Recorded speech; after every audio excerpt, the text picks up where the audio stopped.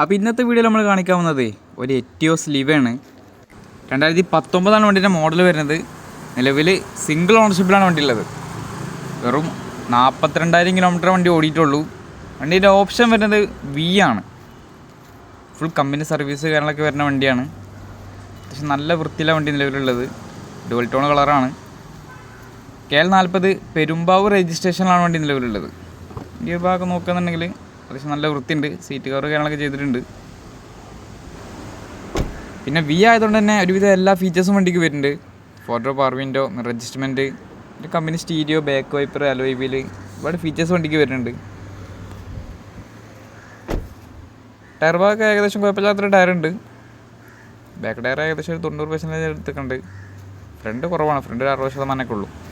അപ്പോൾ വണ്ടിക്ക് റേറ്റ് വരുന്നത് 5,80,000 രൂപയാണ്. ഓൾമോസ്റ്റ് നമുക്കൊരു 5,40 വരെ വണ്ടിക്ക് ലോണും ചെയ്യാൻ പറ്റും.